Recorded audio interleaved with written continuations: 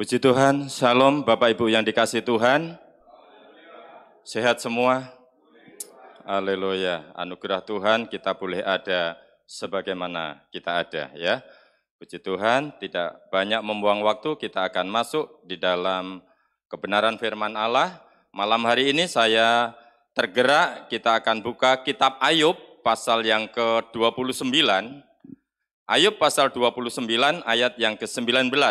Satu ayat sebagai awal dari renungan saya malam hari ini. Kalau sudah ketemu kita akan baca bersama-sama ya. Ayub pasal 29 ayat yang ke-19. Hitungan yang ketiga kita akan mulai. Ayub pasal 29 ayat 19. 2, 3. Akarku mencapai air dan embun bermalam di atas ranting-rantingku. Puji Tuhan, silahkan duduk Bapak Ibu yang dikasihi Tuhan. Ya. Tema renungan saya malam hari ini, raih berkat Tuhan. Ya, raih berkat Tuhan. Ada kalanya firman Allah memberikan perumpamaan buat kita, anak-anak Tuhan. Kadang-kadang Tuhan umpamakan kita seperti domba dan Tuhan sebagai gembala kita. Di lain tempat, lain kesempatan, Tuhan mengumpamakan kita seperti tanah liat dan Tuhan sebagai penjunan kita. Nah, malam hari ini Tuhan umpamakan kita seperti tanaman dan Tuhan seperti air.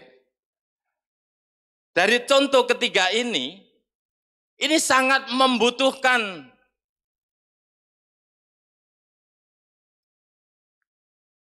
domba tidak bisa hidup tenang tanpa adanya gembala. Tanah liat tidak akan bernilai bagus tanpa ada penjunan yang membentuk itu tanah liat. Lalu tanaman tidak akan bertahan dengan baik tanpa mendapatkan air. Nah, di dalam kitab Mazmur dikatakan, coba kita akan lihat, Mazmur pasal 1 ayat yang kedua. Sebetulnya dari ayat yang pertama, supaya lebih jelas, dikatakan begini, berbahagialah orang yang tidak berjalan menurut nasihat orang fasik, yang tidak berdiri di jalan orang berdosa, dan yang tidak duduk dalam kumpulan pencemooh. Ini sebetulnya ada lanjutan dari ayat 1. Berbahagialah orang, tetapi yang kesukaannya ialah Taurat Tuhan, dan yang merenungkan Taurat itu siang dan malam. Maka ia seperti pohon yang ditanam di tepi aliran air. Betapa pentingnya satu tanaman itu merupakan kebutuhan vital tentang air. Memang saya perhatikan, kalau kita pelajari, kita buka di Google begitu, ada jenis-jenis tanaman tertentu yang tanpa merambatkan akarnya ke air bisa bertahan. Ini cuma tanaman tertentu. Kalau jenis anggrek adalah anggrek yang jenis epipit. Epipit itu menempel di batang yang kering begitu. Jadi dia mengandalkan embun saja. Dan kelembapan air dia bisa bertahan hidup. Waktu masih ada Kak Marcel, saya sering ngikutin begitu dia ketika siram-siram ini tanaman. Nah, saya heran, ada satu jenis bunga itu, kalau Bapak Ibu agak siang bisa dilihat ya, itu cuma menempel di tembok, di batu, nggak kena tanah. Tapi kenapa bisa tumbuh dan bisa mengeluarkan buah yang indah? Itu hanya karena adanya embun di pagi hari, ya, kelembapan udara di malam hari, dia bisa bertahan hidup. Tapi tidak semua tanaman bisa hidup hanya mengandalkan embun. Kebanyakan tanaman bisa hidup nyaman ketika akarnya sampai kepada air. Di dalam Yeremia kita akan lihat sebentar, Yeremia pasal 17, Yeremia pasal 17,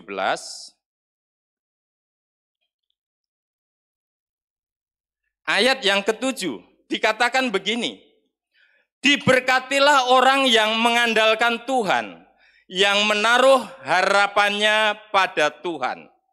Ia seperti pohon yang ditanam di tepi air, yang merambatkan akar-akarnya ke tepi batang air. Haleluya.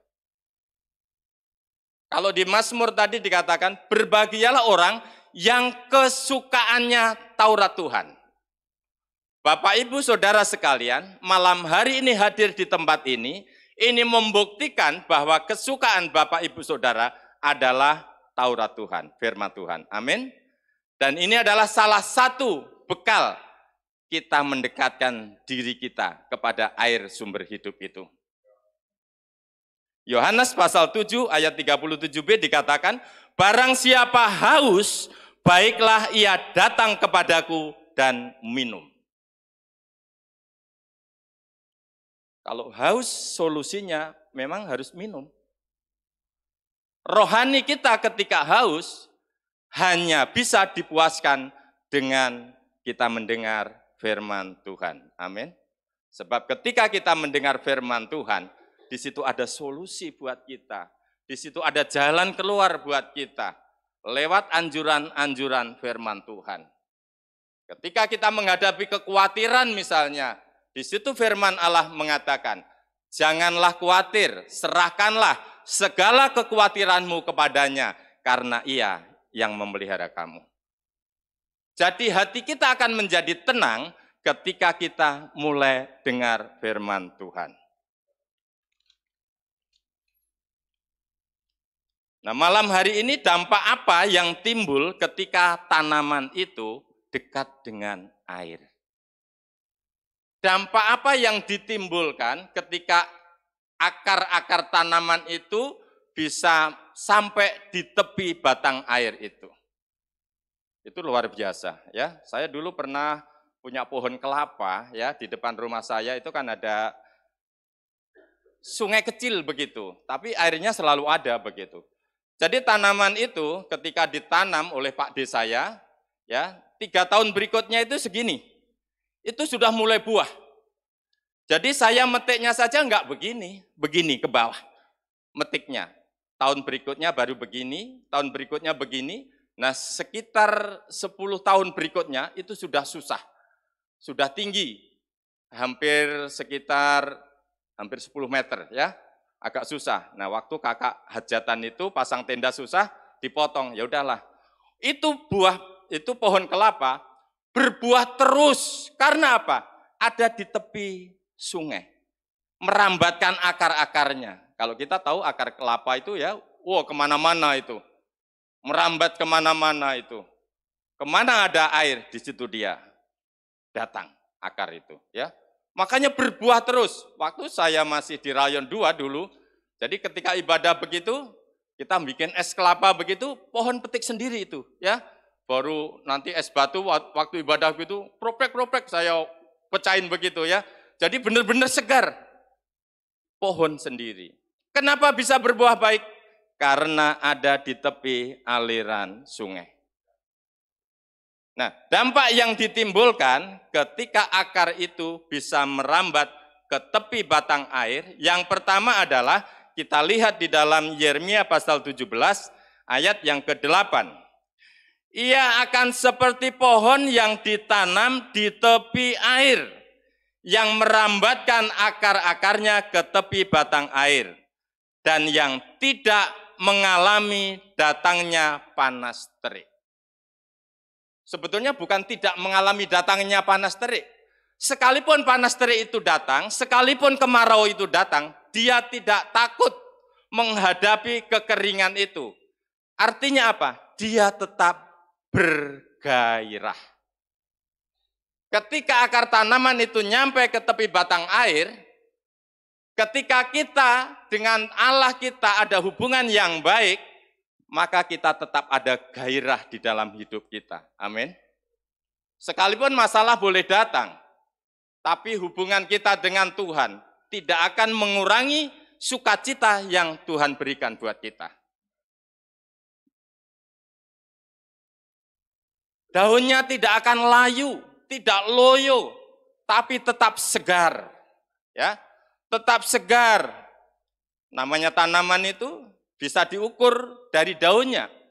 Ketika daunnya mulai layu, wah ini sudah tanda-tanda kalau enggak secepatnya mendapat air, sebentar lagi akan kering dan mati. Tapi ketika layu itu kita siram, maka cepat pulih, kembali segar itu tanaman. Di dalam Habakuk dikatakan, Habakuk pasal 3 ayat 17, coba akan kita lihat.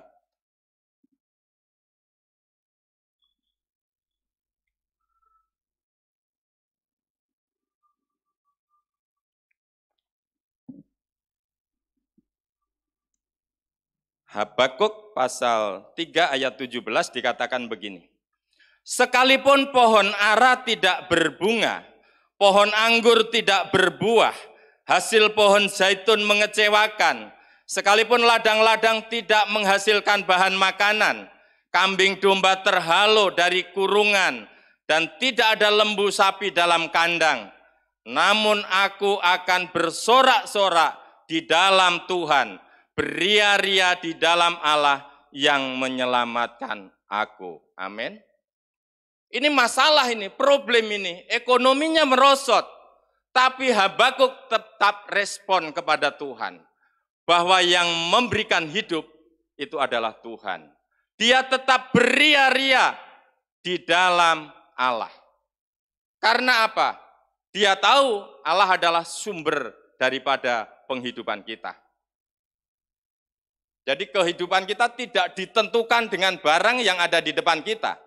Orang benar akan hidup oleh iman percayanya. Rasul Paulus kepada jemaat di kota Filipi mengatakan, bersukacitalah senantiasa di dalam Tuhan. Sekali lagi kukatakan bersukacitalah. Apakah manusia selamanya bersukacita? Enggak. Tapi firman Allah menghimbau, bersukacitalah bukan dengan masalahmu, tapi bersukacitalah di dalam Tuhan yang bisa mengatasi masalah kita. Amin. Ini Rasul Paulus menulis ini bukan dari restoran, bukan dari kafe, bukan dari tempat yang nyaman, tapi dari penjara. Paulus menghimbau kepada jemaat di kota Filipi, tetap bersukacita. Sekalipun Paulus di penjara, kakinya dipasung, tapi mulutnya tidak dilakban. Paulus bisa tetap menaikkan pujian kepada Tuhan.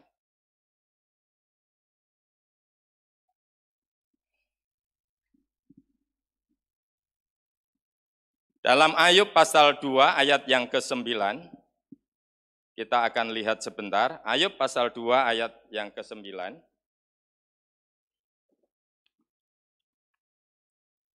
Dikatakan begini, maka berkatalah istrinya Ayub kepadanya, masih bertekunkah engkau dalam kesalehanmu? Kutukilah Allahmu dan matilah. Waduh, ini satu kata-kata dari orang yang seharusnya menjadi penolong. Ya, kalau kata-kata ini muncul dari tetangga kita, kita masih bisa lawan. Kita kompak, satu keluarga seia sekata, nggak apa-apa tetangga mau katakan apa buat kita. Tapi ini dari orang yang seharusnya memberikan kekuatan. Istri daripada Ayub.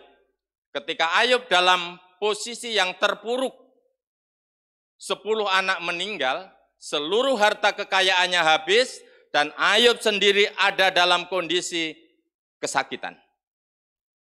Berpenyakit borok. Orang yang seharusnya memberikan sokongan doa, tapi mengatakan begini, tapi apa jawab Ayub? Tetapi jawab Ayub kepadanya, engkau berbicara seperti perempuan gila. Apakah kita mau menerima yang baik dari Allah, tetapi tidak menerima yang buruk? Dalam kesemuanya itu Ayub tidak berbuat dosa dengan bibirnya. Artinya apa? Ayub tetap ada gairah dengan Tuhan. Sekalipun kondisi luar biasa tidak mendukung, tapi Ayub tetap punya hubungan yang baik dengan Tuhan. Haleluya. Jadi miliki gairah, sekalipun masalah boleh datang. Kita tetap bergairah bahwa Tuhan sanggup menolong kita. Amin. Itu hal yang pertama. Hal yang kedua, kita buka kembali di dalam Yeremia pasal yang ke-17. Ayat 8 dikatakan, ia akan seperti pohon yang ditanam di tepi air, yang merambatkan akar-akarnya ke tepi batang air, dan yang tidak mengalami datangnya panas terik, yang daunnya tetap hijau, yang tidak khawatir dalam tahun kering. Tidak khawatir dalam tahun kering. Ketika akar tanaman itu nyampe kepada tepi batang air, maka tidak khawatir akan datangnya tahun kering. Kalau berbicara tentang tahun kering, itu berbicara tentang paceklik, berbicara tentang kelaparan ujung-ujungnya. Nah, ada satu keluarga namanya Elimelek, ya. Ketika di Bethlehem terjadi kelaparan, dia tidak bertahan di situ. Dia cepat ambil langkah yang salah bagi saya, menurut penilaian saya. Dia cepat tinggalkan itu Bethlehem, dia pergi ke negeri Moab. Padahal Bethlehem sendiri artinya adalah rumah roti, tempat berkat Allah di situ. Seandainya Elimelek ini tetap bertahan, dia saya pikir masih hidup. Ya. Sebab orang-orang yang bertahan di situ, ketika Naomi kembali ke Bethlehem, dia katakan begini, Naomi kah itu? Berarti masih kenal ini. Orang-orang yang menghadapi kelaparan di Bethlehem itu tetap dipelihara Tuhan.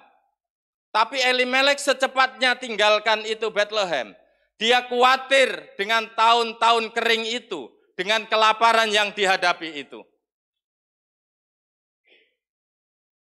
Dia punya tujuan ke negeri Moab untuk merantau. Mungkin di sana akan mendapatkan hasil yang banyak, harapannya. Tapi apa yang didapatkan oleh Naomi? Suaminya Elimelek dipanggil Tuhan. Kedua anak lakinya, Mahlon dan Kilyon, itu juga dipanggil Tuhan.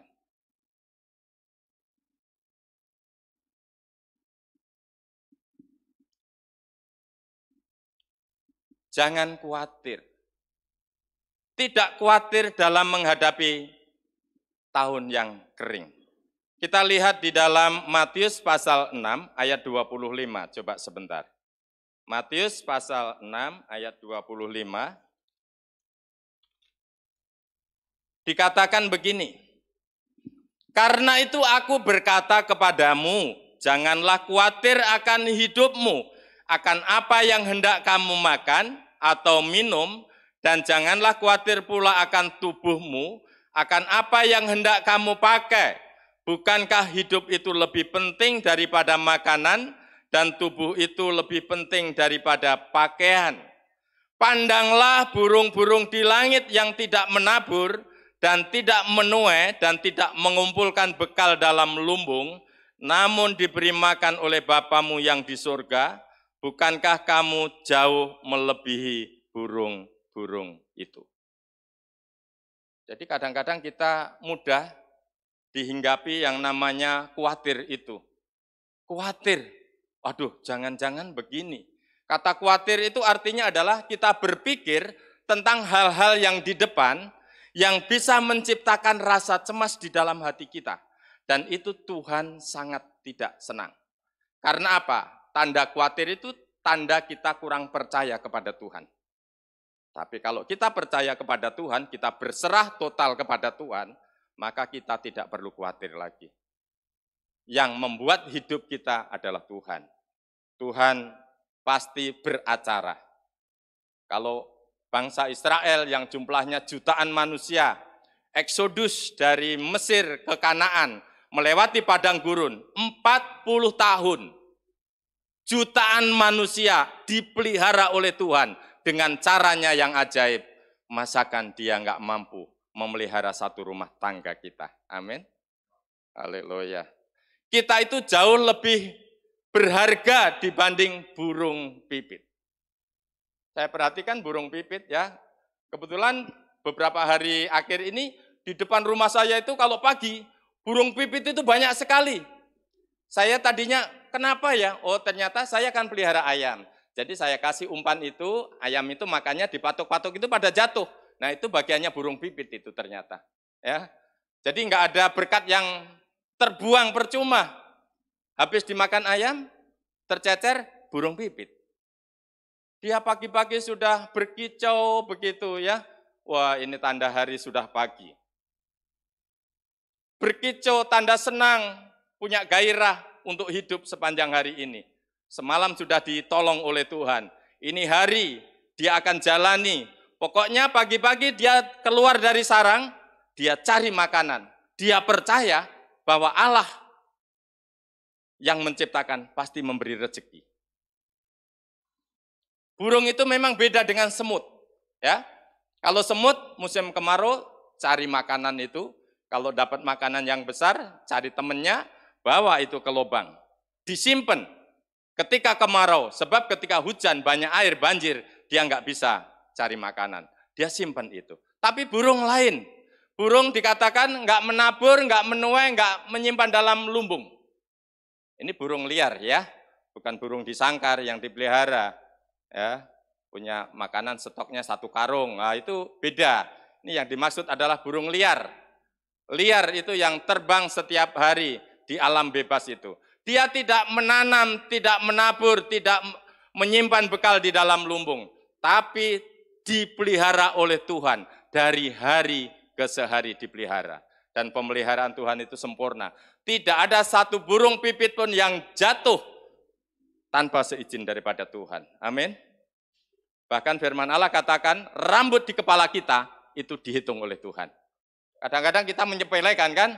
Kita sisiran begitu, rontok 7 bodoh amat, rontok 10 bodoh amat ya. Tuhan aja hitung itu, rambut kita yang jatuh berapa. Makanya kita itu lebih berharga dibanding dengan burung pipit. Jangan khawatir ya. Menghadapi tahun kering, jangan khawatir.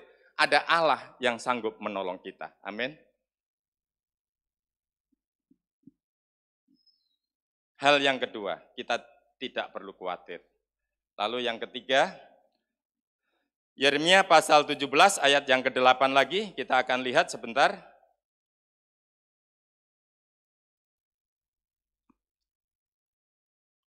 Dikatakan begini, ia akan seperti pohon yang ditanam di tepi air, yang merambatkan akar-akarnya ke tepi batang air, dan yang tidak mengalami datangnya panas terik, dan daunnya tetap hijau, yang tidak khawatir dalam tahun kering, dan yang tidak berhenti menghasilkan buah. Artinya tetap produktif. Ya, tetap produktif. Di dalam pekerjaan Tuhan, tidak ada yang namanya stuck, berhenti, saya nggak ada manfaatnya lagi, nggak ada. Ya, kita semua bermanfaat, amin. Kita bangun pagi, kita berdoa untuk pekerjaan Tuhan, itu bermanfaat. Ya, jadi sekalipun kita mungkin cuma bisa ya tidur karena mungkin kesehatan kita terganggu, itu pun kita masih bermanfaat. Nggak ada yang nggak bermanfaat, apalagi masih dikasih kesehatan yang terbaik, amin. Hidup ini adalah kesempatan. Ketika kita masih dikasih kesempatan, kita lakukan. Tidak selamanya seperti ini. Tidak selamanya kita sehat. Ada kalanya kita sakit, kita tidak berdaya. Tapi selagi kita sehat, kita manfaatkan kesehatan yang Tuhan beri itu untuk hormat kemuliaan bagi nama Tuhan. Mazmur pasal 1 ayat yang ketiga, kita sebentar akan melihat.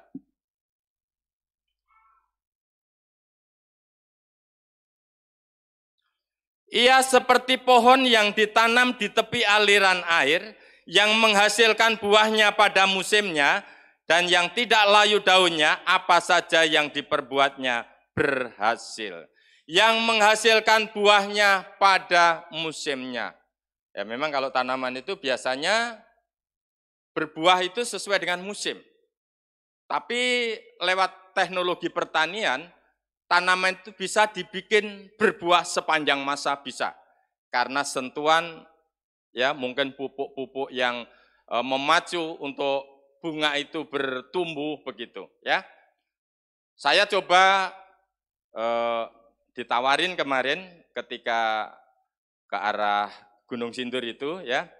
Jadi yang jual tanaman itu bilang begini, "Pak, kasih pupuk ini, Pak. Ini bisa memperangsang tumbuhnya buah," kan begitu. Memang saya coba ya. Kebetulan saya di Gunung Sindur nanam yang namanya lengkeng ya. Saya kasih itu pupuk itu. Saya kasih, saya siram begitu. Memang benar, nggak sampai 1 bulan itu pohon langsung berbunga. Ya, pohon lengkeng itu. Lalu saya coba lagi.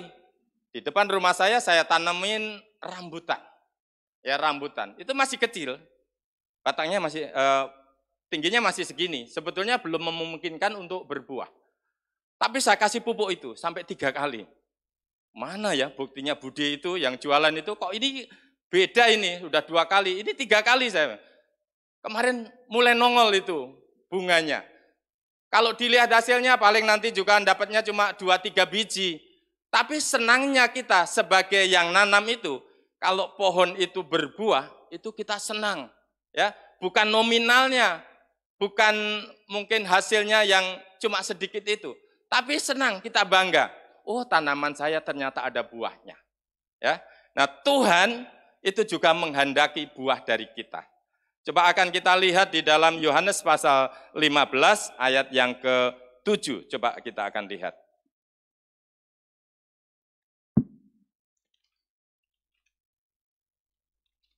Yohanes 15 ayat yang ke-7. Jikalau kamu tinggal di dalam aku, dan firmanku tinggal di dalam kamu, mintalah apa saja yang kamu kehendaki, dan kamu akan menerimanya. Dalam hal inilah Bapa-Ku dipermuliakan, yaitu jika kamu berbuah banyak, dan dengan demikian kamu adalah murid-murid-Ku. Ternyata ketika kita menghasilkan buah, ya, kita mempermuliakan nama Tuhan. Amin. Tentunya buah yang dimaksud Tuhan adalah bukan buah daging kita, tapi adalah buah roh kita. Di dalam Matius pasal 3 ayat 8 dikatakan begini, jadi hasilkanlah buah yang sesuai dengan pertobatan. Ya. Hasilkanlah buah yang sesuai dengan pertobatan. Buah pertobatan pastinya bukan buah daging, percabulan, kecemaran, hawa nafsu, dan lain-lain, bukan. Tapi adalah buah roh, kasih, sukacita, damai sejahtera, kesabaran, kemurahan, kebaikan, kesetiaan, kelemah lembutan, penguasaan diri. Itu buah yang dihasilkan.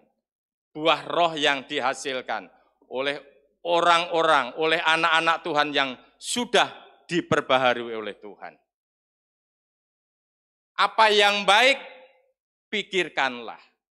Nah, ini buah-buah 9 ini yang baik ini. Namanya aja kasih, sukacita, damai sejahtera, kemurahan, kebaikan, kesetiaan, kelemah lembutan, penguasaan diri. Orang dengar aja seneng. Ya. Tapi beda dengan iri, dengki, macam-macam ya, pemfitnah dan lain-lain. Orang dengar saja nggak enak kan? Apa yang baik pikirkanlah. Nah, ketika kita menghasilkan buah, kita itu mempermuliakan nama Tuhan. Saya percaya kalau Tuhan dipermuliakan, dia akan menarik banyak jiwa datang kepada Tuhan. Amin. Dia harus makin bertambah, ku harus makin berkurang. Nama Yesus saja disembah, ku di tempat paling belakang. Bila nama Yesus ditinggikan dan salibnya diberitakan, pasti dia menarik semua orang datang kepadanya sekarang. Amin. Ini kalau kita mempermuliakan nama Tuhan. Tapi ada banyak kasus, ya, ada banyak kasus orang bekerja di tempatnya orang Kristen, ditanya, kenapa kamu sudah bekerja 30 tahun di perusahaan orang Kristen? Kamu tidak tertarik. Karena orang Kristen tidak bisa menjadi berkat. Nama Yesus tidak ditinggikan. Dia tidak bisa menarik banyak orang datang. Karena melihat kelakuan anak-anak Tuhan yang tidak mencerminkan kasih Allah. Tapi ketika kita menjadi berkat buat orang-orang lain, maka Tuhan akan gerakkan jiwa-jiwa itu. Kesaksian yang efektif bukan dari mulut kita, tapi kesaksian yang efektif adalah perubahan hidup kita akan dilihat oleh orang. Orang tua saya, sebelum kenal Tuhan, itu rajanya masyarakat. Mau bilang judi, iya. Perokok, iya. Ya, kalau judi 3 hari nggak pulang itu udah biasa bapak saya. Saya kalau mau minta uang sekolah begitu, saya ke tempat judinya bapak itu. Pak, minta uang pak, buat bayar sekolah begitu. Itu nanti teman-temannya bapak saya bilang begini, waduh, uangnya ngumpul di bapakmu semua begitu. Jadi herannya bapak saya itu kalau main hampir selalu menang begitu ya. Bukan puji Tuhan. Tapi setelah jumpa dengan Yesus, diubah ya. Semua karakter yang tidak berkenan kepada Tuhan itu diubah. Berubah 180 derajat. Kadang-kadang orang saking menggebu-gebunya berubah 360 derajat. Wah, itu kembali semula itu, ya. 180 derajat itu jadi bertolak belakang. Tadinya ke sana jadi ke sana, ya. Ada perubahan yang signifikan. Makanya simbah saya, Pak Lek saya, Bu Lek saya itu hampir ya, pokoknya sekitar saya itu terima Tuhan lewat kesaksian hidup bapak saya. Karena ada perubahan, ya. Tapi kalau tadinya dari lahir kita judi sampai kita tua tetap mabuk, tetap judi, bagaimana bisa menjadi berkat? Tapi ketika kita diubah oleh Tuhan, kita bisa menghasilkan buah yang sesuai dengan kehendak dan kerinduan hati Tuhan. Malam hari ini, 3 hal saya sampaikan kepada Bapak Ibu Saudara, dekatkanlah diri kita kepada sumber air hidup itu. Karena ketika kita dekat dengan sumber air hidup itu, kita tetap punya gairah di dalam hidup kita. Lalu kita tidak khawatir menghadapi tahun-tahun kering. Lalu kita tetap berproduktif. Sekalipun mungkin usia sudah tua. Orang dunia katakan pensiun, sudah nggak bekerja di kantor lagi. Tapi bagi saya, pensiun itu adalah pen Anda masih on. Ya, pensiun. Pensil Anda masih on. Jadi Anda masih punya peluang untuk bekerja di ladang Tuhan. Amin. Apapun tugas kita, apapun ya yang mungkin bagi jemaat, apapun yang ditugaskan dari koordinator, pendamping, kita jalanin saja. Yang penting untuk kemuliaan nama Tuhan. Tuhan memberkati kita malam hari ini. Saya kembalikan kepada Ibu Gembala.